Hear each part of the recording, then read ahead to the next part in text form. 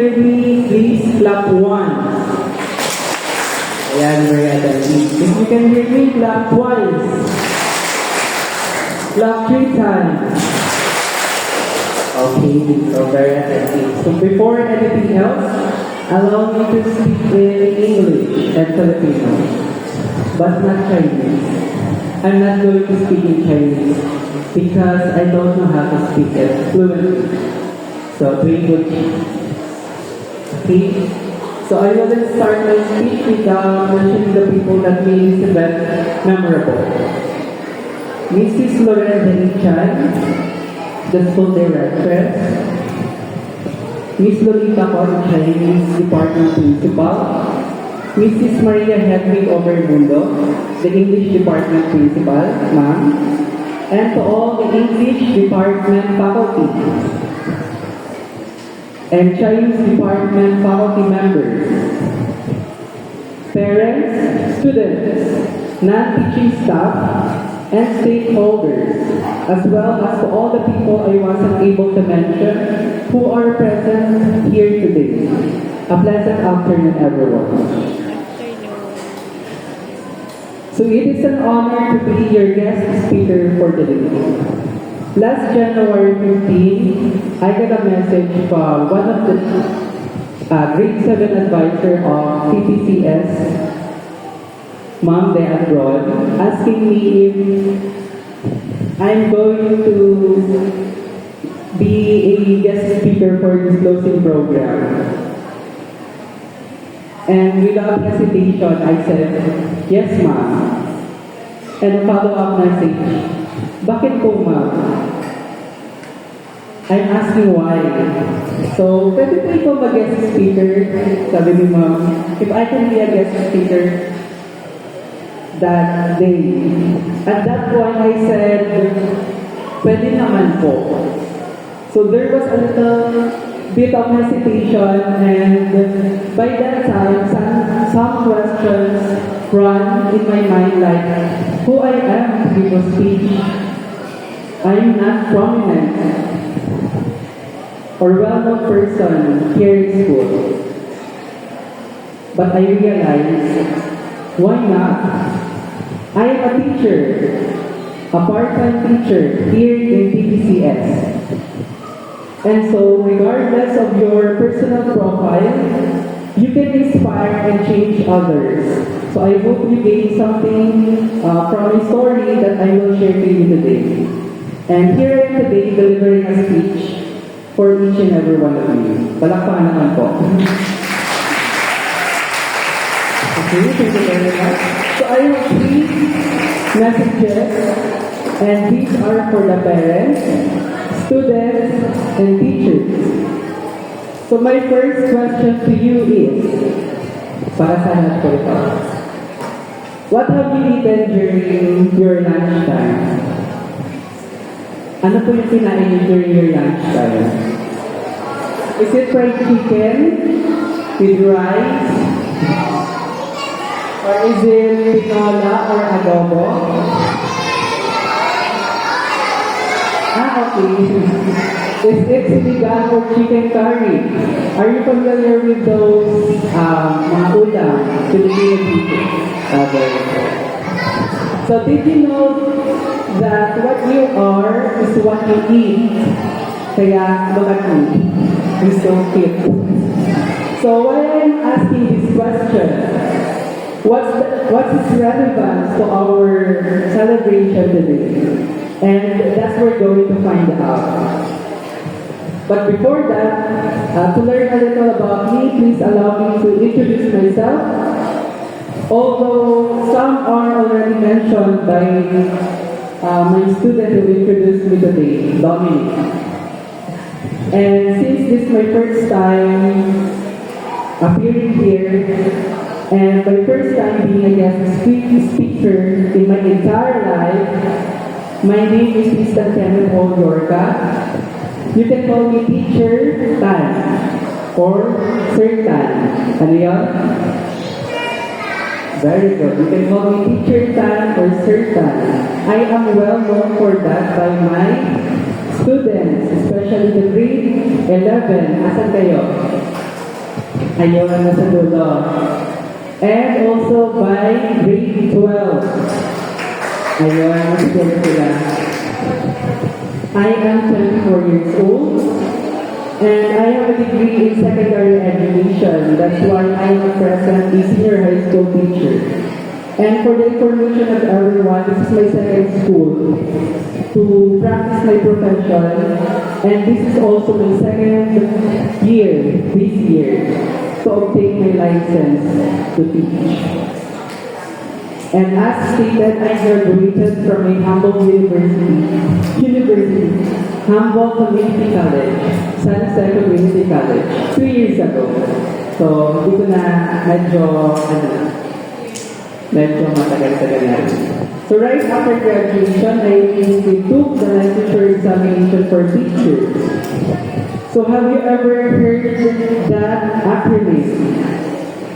Licensure examination for teachers.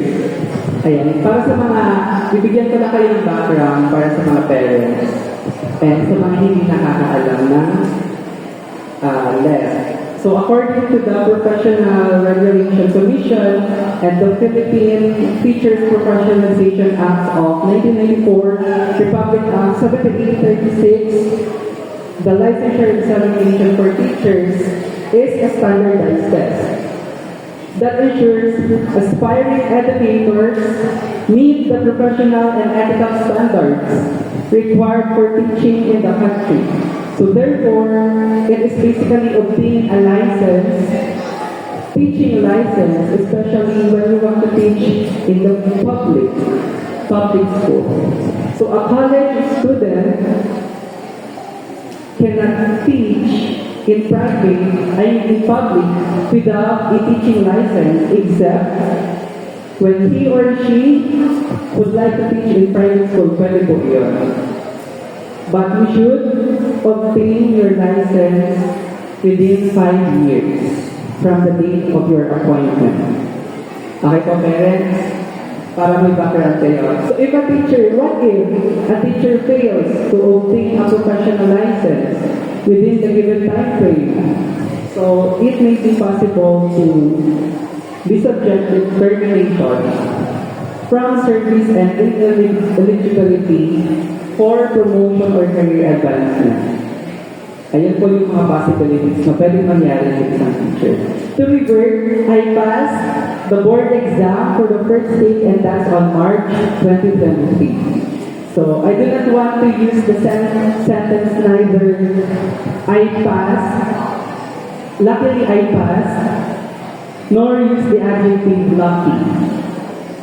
Do you know, students, what do I mean by lucky?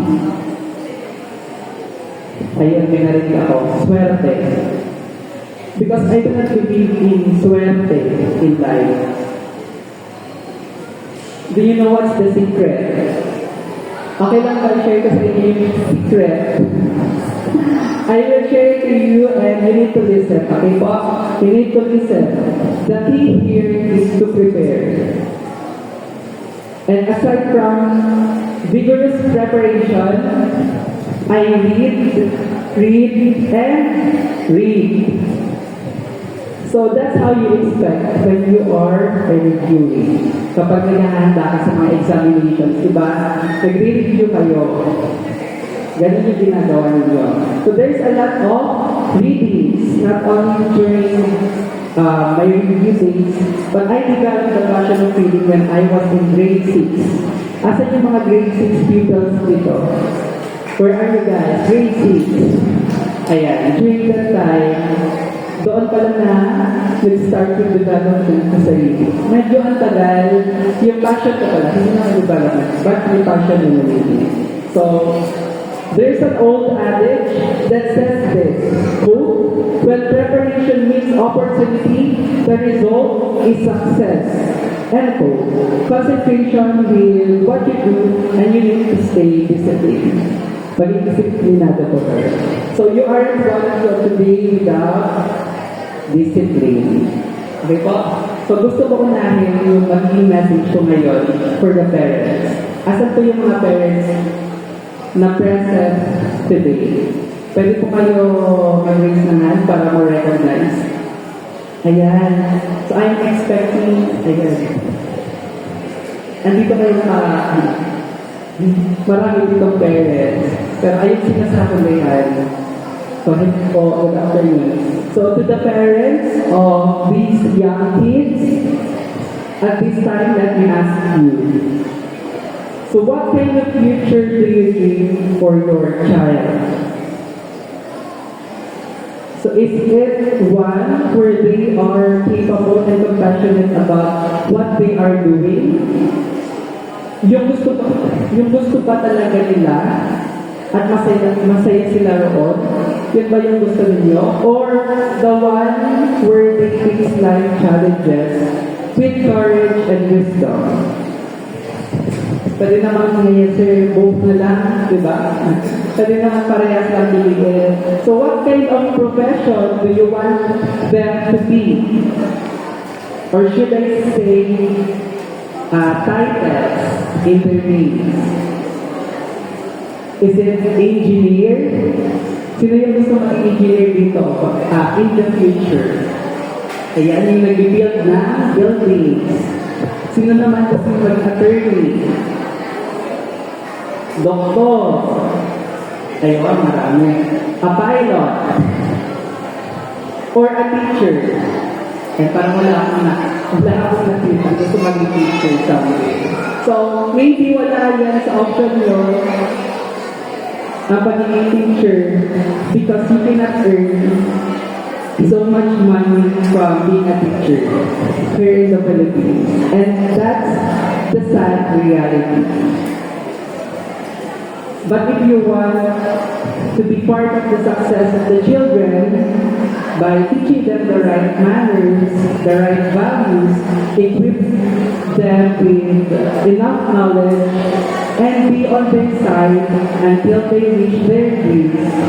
This is all the product of love and care. Diyan po mayaman ang teacher. Sa love and care. I can attest to this. It is not just visibly seen, but also felt by the students here in Tabaco Teaching School. Agree? Agree kayo doon? Ayan.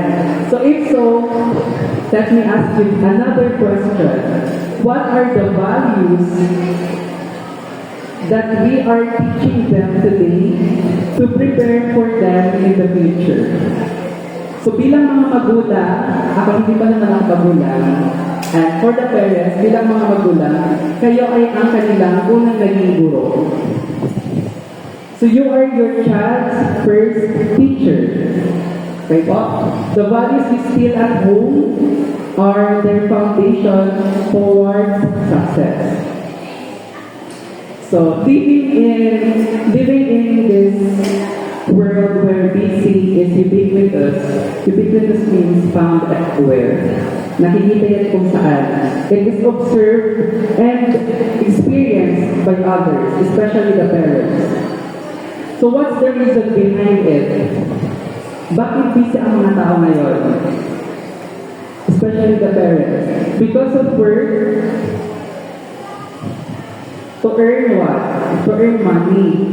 And I am personally guilty for this.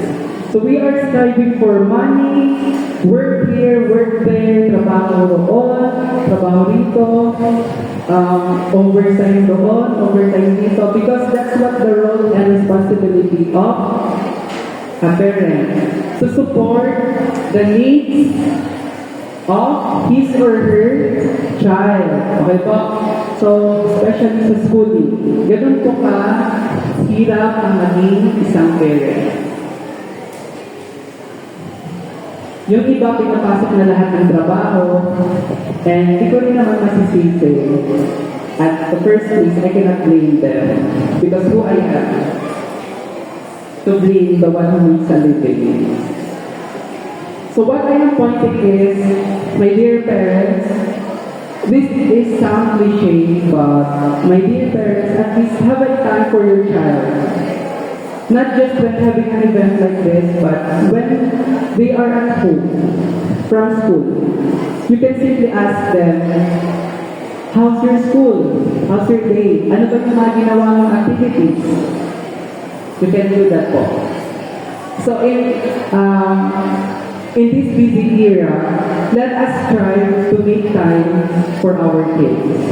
So there's a time for everything. Yun yung gusto kong sabihin sa inyo. There's a time for everything. And always remind your child every day that their journey is their own. But they will never walk alone. Okay ba? As parents, you are like a book to your child. You know why? My dear parents, bakit para kayong libro para sa mga anak mo or sa mga bata? Because you guide them. Para kayong flashlight ng mga bata. When times get dark, you show them how to make good decisions and help them with what lies ahead. So you educate them, you nurture them, and what's important is you give instruction. Everything that I mentioned is what the book does to whoever reads it. Ganun po kayo, parents. Kaya pagbutihin niyo ang pag-aaral ninyo yung mga students dito. Ayan. It is a privilege to you, my dear students, na pinag-aaral kayo dito sa Tabaco Teaching School. Ang ganda ng school na ito, and maraming magagaling at maraming matatalino at disiplinado ng mga estudyante. Ang pera ay hindi lang basta-basta pinuputo. Kung saan-saan, pinagpapaguran po yan. And it requires blood, sweat, and tears. Ang paghahanap po ng pera. Okay po?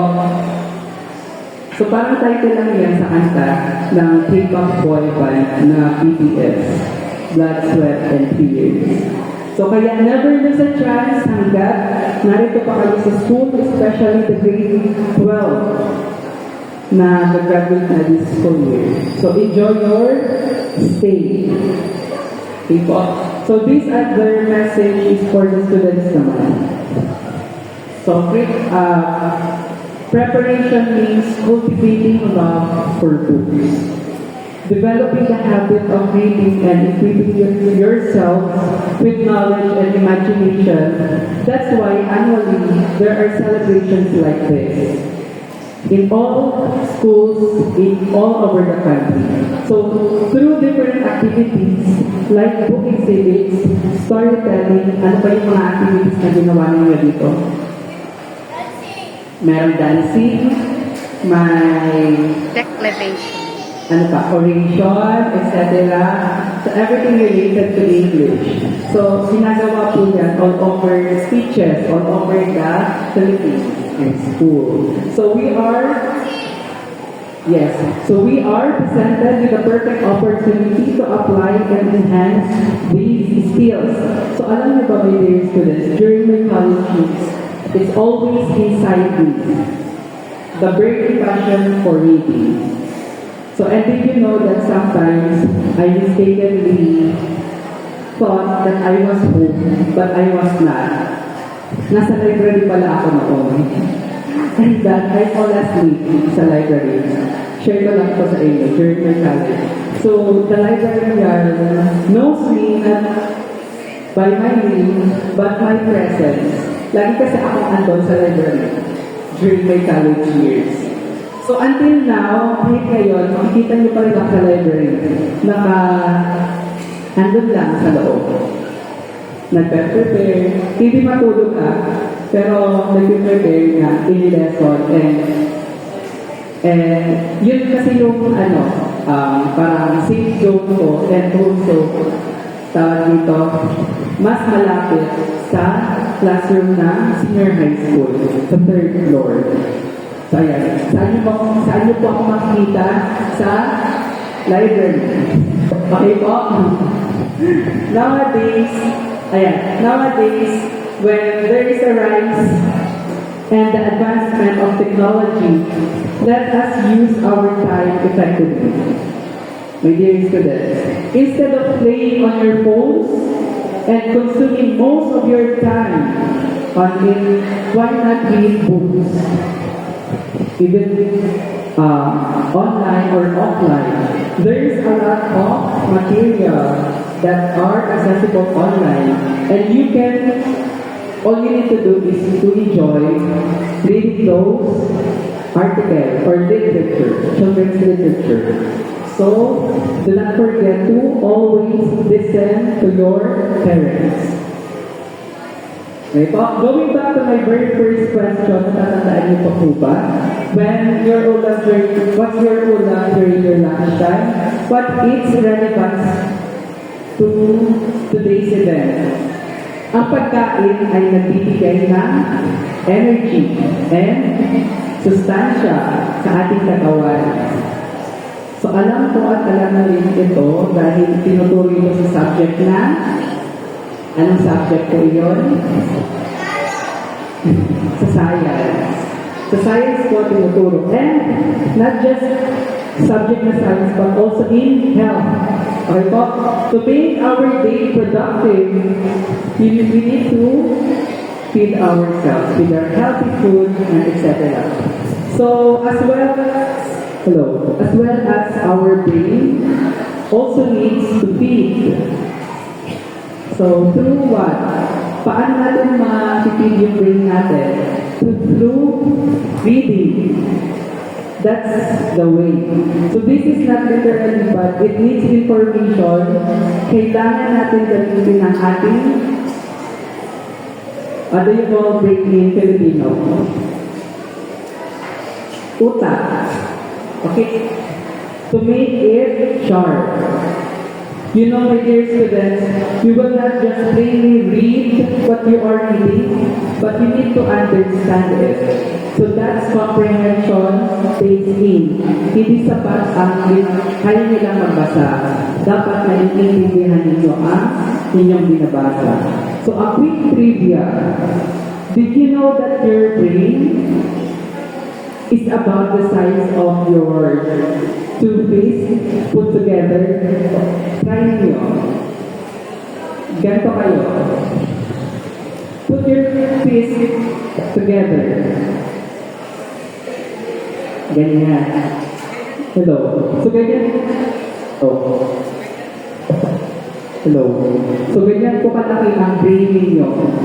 Imagine. So if you place your face as side by side, that's roughly how your brain is. Even though it's small, maliit lang, it controls everything in your body.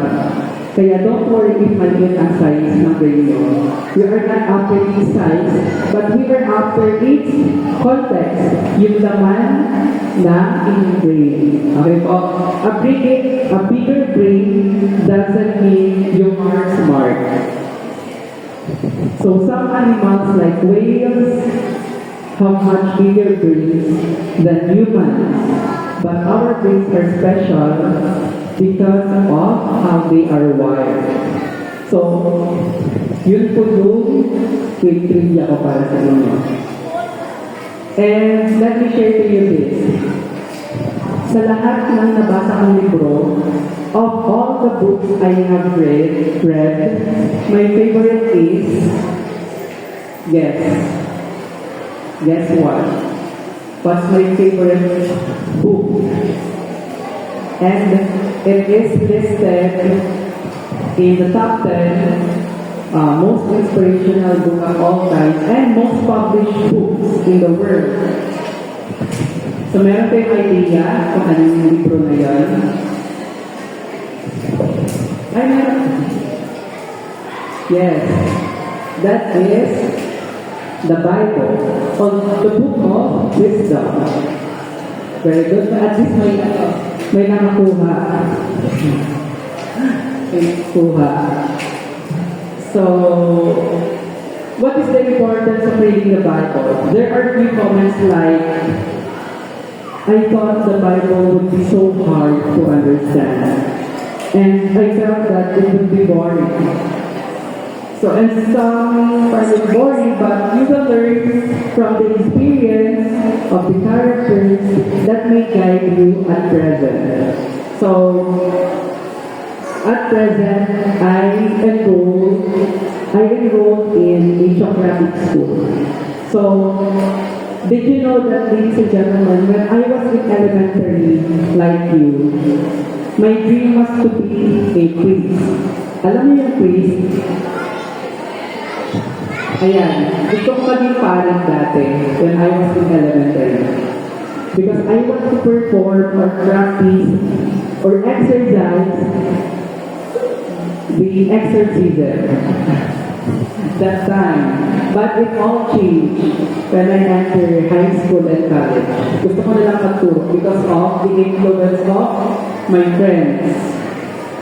And also my grandmother and aunt are teachers. So try to consider reading the Bible in kahit ano pa yung version. Okay po?